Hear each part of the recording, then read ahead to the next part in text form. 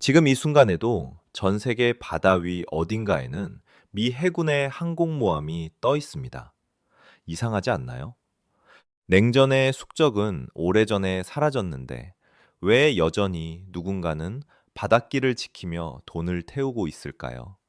텅 빈 건물을 끝까지 지키는 은퇴한 경비원처럼 보이기도 합니다.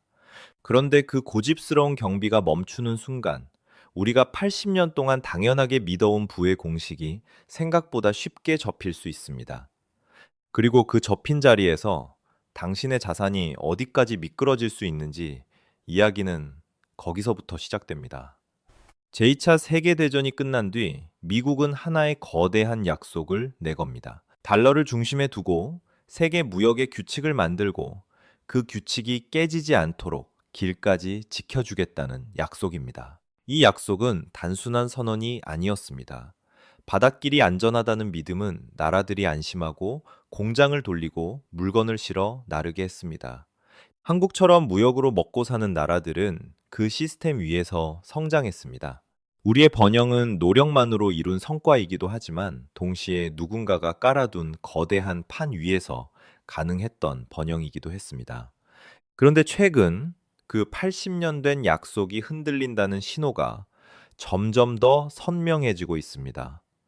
이유는 단순합니다. 미국이 더 이상 그 시스템을 유지할 필요를 느끼지 못하기 시작했기 때문입니다. 더 정확히 말하면 그 시스템이 이제는 미국에게 유리하기만 한 구조가 아니라고 판단하기 시작한 겁니다. 변화의 중심에는 반도체와 제조업이 있습니다. 미국은 오랫동안 설계와 브랜드 같은 소프트 파워에 집중하고 생산은 인건비가 싼 곳으로 보내는 방식을 택해왔습니다. 그런데 팬데믹을 거치며 특정 지역에 묶인 공급망이 얼마나 취약한지 뼈저리게 확인했습니다. 칩 하나가 부족해서 자동차 라인이 멈추는 장면은 경제가 아니라 국가 안보의 문제로 읽히기 시작했죠.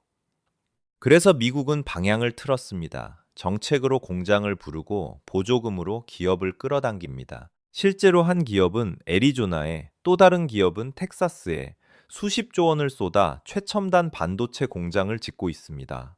이건 일자리를 늘리는 이야기만이 아닙니다. 마음만 먹으면 핵심 부품과 제조 역량을 자국 안에 쌓아 올려 스스로 자급할 수 있는 세계를 만들겠다는 뜻입니다. 여기서 상상해 보죠. 리보 아던 단갓 이스 티 ETE. 미국이 반도체와 핵심 제품의 목줄을 쥐고 공급망의 주도권까지 완전히 가져가면 과연 바닷길을 끝까지 지켜줄 이유가 남아 있을까요? 우리의 수출이 안전하게 도착하도록 보장해줄 동기가 예전만큼 강할까요? 대답은 점점 아니오 쪽으로 기울고 있습니다. 미국은 언제든 시스템의 플러그를 뽑을 수 있습니다. 80년의 약속을 손바닥 뒤집듯 끝낼 수 있다는 뜻입니다. 그렇게 되면 우리가 당연하게 여겼던 자유무역의 질서는 빠르게 마모됩니다. 강한 나라들은 자국 이익을 위해 관세 장벽을 세우고 바닷길은 예전처럼 안전한 공간이 아닐 수도 있습니다. 무역 의존도가 큰 나라에게는 치명적인 장면입니다. 달러의 위상도 지금과는 달라질 수 있습니다. 미국이 세계 무역의 심판 역할을 내려놓는다면 다른 나라들이 굳이 달러를 중심에 둘 이유도 줄어듭니다. 이건 먼 미래의 학술 토론이 아닙니다. 당신이 가진 주식, 부동산, 심지어 예금의 가치까지 결국은 한 시스템에 대한 믿음 위에 쌓여 있습니다. 그 믿음이 흔들리면 숫자는 갑자기 문장이 아니라 모래가 됩니다. 그래서 질문이 바뀝니다. 80년의 약속이 끝나는 날, 우리는 무엇으로 내 자산을 지킬 것인가? 그 답을 찾으려면 먼저 달러가 어떻게 세계의 중심이 되었는지 그 비밀스러운 계약의 현장으로 돌아가야 합니다. 이 이야기는 전쟁이 끝난 폐허 위에서 시작됩니다. 1944년 한 산악 휴양지에 전 세계 44개국 대표들이 모였습니다. 무너진 세계 경제를 다시 세우기 위해 인류 역사상 가장 야심찬 설계를 그려낸 자리였습니다. 작동 방식은 단순했습니다. 달러의 가치를 금과 묶습니다. 금 한 온스의 가치를 35달러로 고정합니다. 그리고 다른 나라 통화들은 달러에 고정된 환율로 매답니다. 결국 전 세계 돈의 가치가 달러를 따라가고 달러의 신뢰는 미국이 가진 금에 기대는 구조가 된 겁니다. 이 구조는 엄청난 안정감을 줬습니다. 나라들은 환율 급변에 대한 공포를 덜고 무역을 확대할 수 있었습니다. 수출로 성장한 나라들은 그 안정 위에서 산업을 키웠습니다. 모든 것이 완벽해 보였죠. 하지만 치명적인 약점이 있었습니다. 달러를 찍어낼 수 있는 쪽은 오직 미국뿐이라는 사실입니다. 전쟁 비용이 커지자 미국은 세금을 올리는 대신 더 쉬운 길을 택합니다. 달러를 늘리는 겁니다. 니고고 금고 앙금은 그대로인데 그 금을 보증한다는 증서만 계속 늘어나면 가치는 어떻게 될까요? 떨어질 수밖에 없습니다. 이 낌새를 먼저 알아챈 나라들이 있었습니다. 한 유럽 국가는 종이 달러로 자산을 사들이는 미국에 분노했고 약속대로 달러를 금으로 바꿔달라고 요구하기 시작했습니다. 다른 나라들도 뒤따랐습니다. 그러자 미국의 금고는 빠르게 바닥을 드러냈습니다. 결국 1971년 8월 15일 당시 미국 대통령은 선언합니다. 더 이상 달러를 금으로 바꿔주지 않겠다고요? 이 순간은 태양계를 지탱하던 중력이 사라진 것 같은 장면이었습니다. 서른해의 약속이 허공으로 흩어진 겁니다. 이제 달러는 종이어야 했습니다. 보증하던 금이 사라졌으니까요. 그래서 많은 사람들은 달러의 시대가 여기서 끝날 거라 생각했습니다. 그런데 현실은 반대로 흘렀습니다. 달러의 패권은 오히려 더 강해졌습니다. 금 대신 새로운 왕좌가 필요했기 때문입니다. 그 왕좌는 검은 황금, 석유였습니다. 1973년 네 번째 중동 전쟁이 격화되며 세계는 오일 쇼크를 겪습니다. 산유국들은 석유를 무기로 가격을 4배 가까이 끌어올렸고 세계 경제는 휘청거렸습니다. 하지만 미국은 그 위기에서 기회를 잡습니다. 당시 외교 라인은 한 산유국과 거래를 성사시킵니다. 미국이 그 나라의 안보를 책임지고 최신 무기를 제공하는 대신 앞으로 석유는 오직 달러로만 결제한다는 조건이었습니다. 이 계약이 만들어낸 장면은 명확합니다. 다란, 석유는 미국이 그 나라에 달항옥하지. 석유가 필요한 모든 나라가 좋든 싫든 달러를 먼저 구해야 하는 세계가 된 겁니다. 현대 문명은 석유를 먹고 움직입니다. 공장을 돌리고, 차를 굴리고, 난방을 하고, 물류를 이어가려면 석유가 필요합니다. 금은 없어도 살 수 있지만 석유 없이 하루를 버티긴 어렵습니다. 달러는 더 이상 금고 속 금의 양에 묶이지 않고 전 세계가 매일 소비하는 석유 수요에 묶였습니다. 마르지 않는 수요가 생긴 겁니다.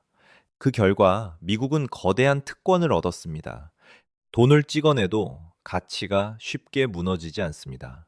막대한 무역 적자를 내면서도 국가 부도를 당장 걱정하지 않아도 되는 이유가 여기에 있습니다. 금과의 약속은 깨졌지만 석유와의 계약으로 달러는 더 단단해졌습니다. 하지만 영원한 계약은 없습니다. 지금 이 시스템에도 균열이 보입니다. 더 정확히 말하면 미국이 스스로 판을 흔들기 시작했기 때문입니다. 그 이유를 보려면 미국이 과거에 그 판을 유지해야 했던 두 가지 명분이 사라지고 있다는 사실부터 봐야 합니다. 첫째, 가장 큰 적이 사라졌습니다. 미국이 막대한 돈을 들여 바닷길을 지키고 동맹국에게 자유무역의 혜택을 나눠준 이유는 공동의 적에 맞서기 위해서였습니다. 그런데 1991년 그 적이 붕괴하면서 동맹을 위해 비용을 치러야 할 명분은 약해졌습니다. 둘째, 에너지 문제도 달라졌습니다. 셰일 혁명으로 미국은 에너지 자립을 넘어 수출국에 가까운 모습으로 바뀌었습니다. 중동 석유에 목을 맬 필요가 줄어들면서 페트로달러를 유지해야 하는 절박함도 옅어졌습니다. 그런데 이 두 가지로만은 설명이 부족합니다. 더 근본적인 동력은 미국 내부에서 폭발했습니다. 녹슨 공업지대의 분노, 그리고 태평양 건너에서 시작된 충격입니다. 이야기는 2001년으로 올라갑니다.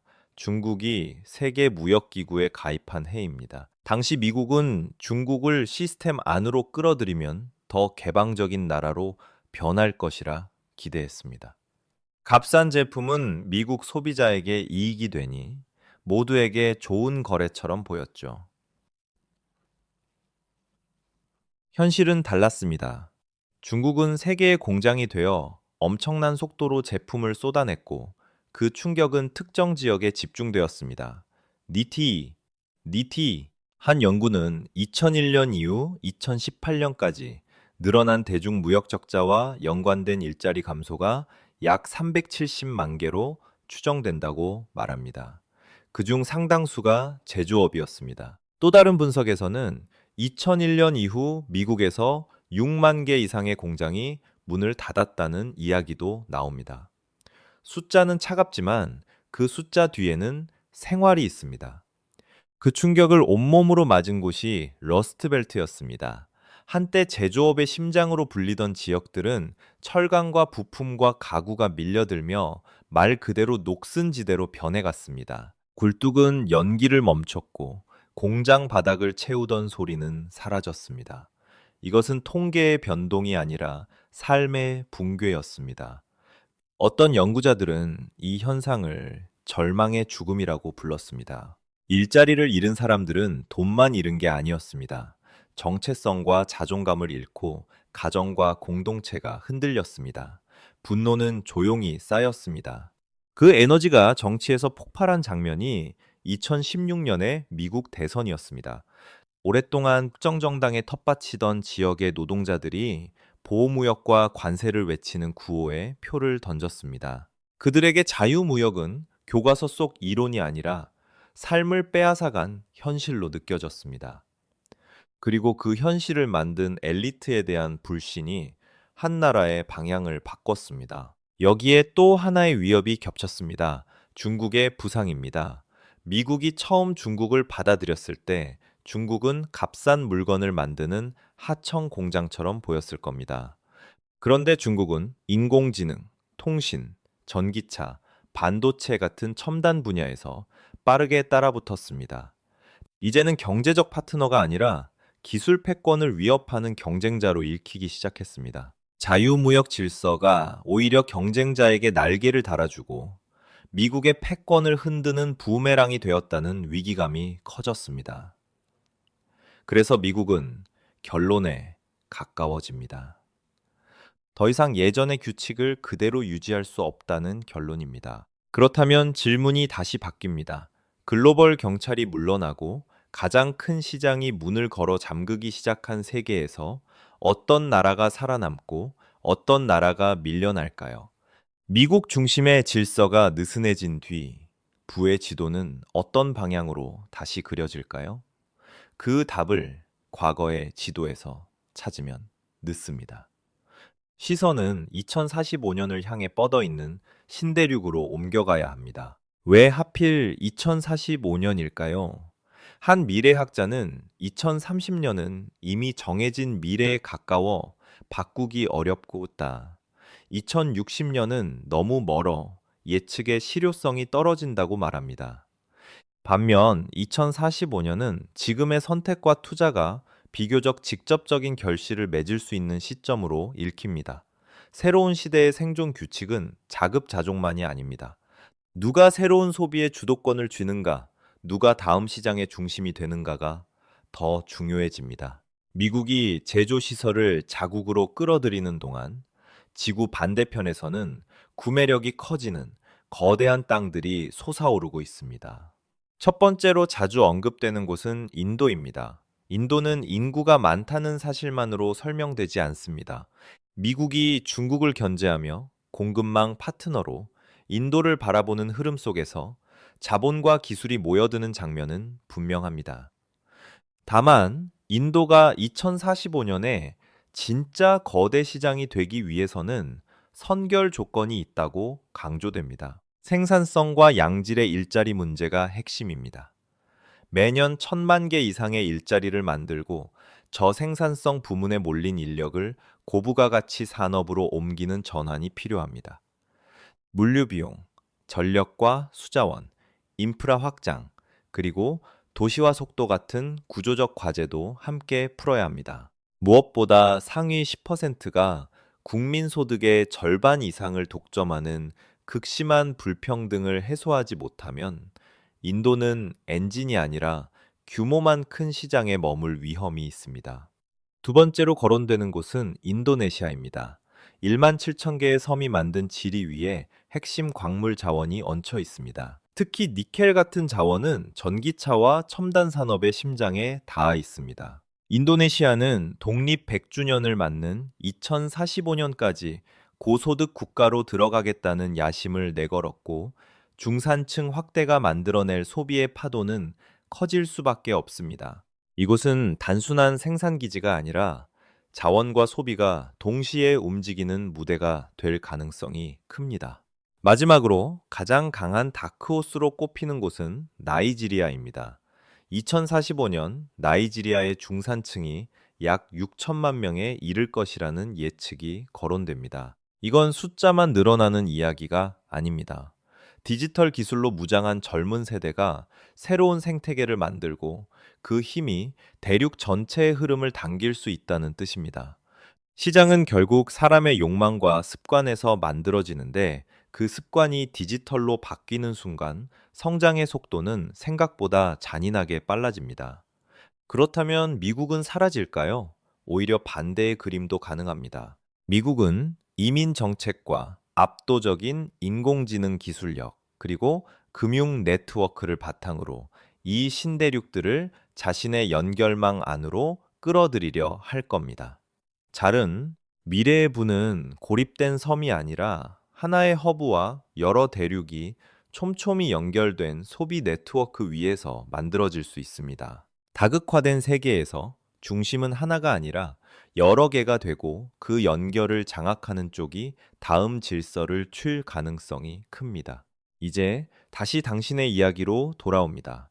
이 변화는 먼 나라 뉴스가 아니라 당신의 자산이 놓인 좌표를 다시 찍는 문제입니다. 그래서 개인에게 남는 질문은 단순합니다. 무엇을, 어디에, 어떤 방식으로 들고 있을 것인가? 한 가지 전략은 달러라는 안전지대만을 절대 시하지 않는 겁니다. 달러는 여전히 중요한 안전 자산이지만, 세계가 다극화되고 미국의 역할이 바뀌면 모든 것을 한 통화에 묶어두는 선택이 최선이 아닐 수 있습니다. 자산의 분산은 욕심이 아니라 방어로 읽힙니다. 또 하나의 전략은 다음 시대의 승자가 될 가능성이 큰 곳을 미리 관찰하는 겁니다. 새로운 지역 패권 국가와 전략 자원입니다. 지금 당장 뛰어들라는 이야기가 아닙니다. 다만 시야에서 지우지 말라는 말입니다. 세상이 불안정해질수록 가치가 올라가는 영역이 있습니다. 에너지와 방산 같은 전략 자원입니다. 전 세계 에너지 기업에 분산 투자하는 방식, 글로벌 방위 산업에 분산 노출되는 방식은 변화의 시대에 자산을 지키는 방패가 될 수 있습니다. 중요한 건 불확실성을 없애려 하기보다 불확실성 속에서도 무너지지 않는 형태를 만드는 겁니다. 80년 동안 익숙했던 세계는 저물고 있습니다. 변화는 두려움을 데려오지만 낡은 규칙이 깨지는 곳에서는 언제나 새로운 기회가 태어납니다. 기업에게는 시장과 모델이 바뀌는 기회가 되고, 개인에게는 좌표를 다시 잡는 기회가 됩니다. 결국 승부는 용기보다 해석에서 갈립니다. 변화를 읽고 먼저 움직이는 사람은 파도에 휩쓸리지 않고 파도를 탑니다. 2045년의 지도와 생존 전략을 더 촘촘히 들여다보고 싶다면 2045년 부의 신대륙이라는 한 책이 참고가 될 수 있습니다. 다가올 20년의 전환기를 건너기 위한 생각의 도구를 한꺼번에 정리해 두려는 시도에 가깝습니다. 다만 책이든 영상이든 마지막에 남는 건 하나입니다. 판이 바뀌는 순간 당신은 어떤 플레이어가 될 것인가? 그리고 그 질문에 대한 대답을 오늘부터 어떤 선택으로 써 내려갈 것인가?